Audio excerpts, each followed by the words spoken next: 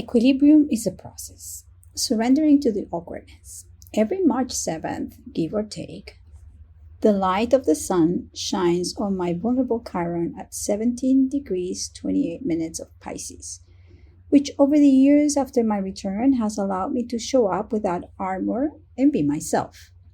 The fear of not being able to sustain my needs or of being in codependent relationships, creating addictive behaviors because I may feel awkward when in the spotlight, as well as experiencing self-doubt, especially when I'm aware of how I contribute to the world, became very clear in my meditation this morning. I have recently changed the way I reconnect with the present moment using a specific technique that I will now call equilibrium is a process. Right and left brain, good and bad judgments, and dark and light.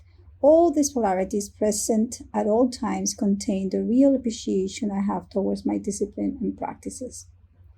Observation, in my case, takes the time of a sine wave to travel up and down several times to give me the right pulse for what I have to do when I have to do it. Fear of survival based on past situations and guilt of having more than others are my shadows, but my spirit is one of hope and spiritual abundance. Enjoy this new moon in Pisces at gate 22. It signifies new endings, surrendering without too much suffering to what has no more life in it or no more purpose of being, while on the threshold of what is emoting and shaping as new. The new heights of the wave can take the emotion to a state of grace, if one is in the mood for it. It's time to appreciate life without definitions. With Saturn, Mercury, the Sun, and Neptune in Pisces, the form is shaped by the relationship I have with my spirit. Unfolding. I thank all of you who have pre-ordered the book, those intending to buy it soon, and the curious as well. Maria and I are delighted to know that our creative work could soon be in your hands.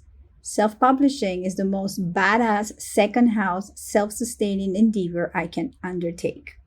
By sharing my journey of empowerment, I must show up creatively, sharing my voice without shame, with the courage that takes the realm to reign and to be sovereign.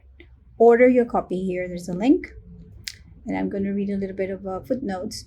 So the first new footnote is from the first paragraph. It says, the Chiron falls on my second house of needs and values, and it's squaring my natal Venus at 21-27 Gemini, my fifth house. So there you see a little bit of vulnerability about having, not having, and having the spotlight or not having the spotlight.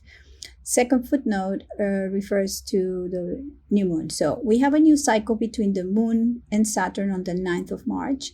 How can we embody the structure of what is sacred?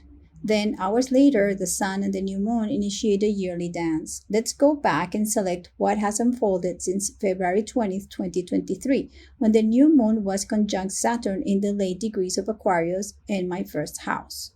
Actually, the new moon was at first degrees of Pisces. It was Saturn was in the late degrees. While Venus was at 29 degrees of Pisces and Jupiter in Aries, and the North Node was exact on my 6 degrees Sun in Taurus. I could have not planned the creation of the book better. This year culminates during the pre-sale of a tale coming of age. I am grateful for giving myself the space to be. Thank you so much and enjoy the week. I'm also going to put a link to the Voices series.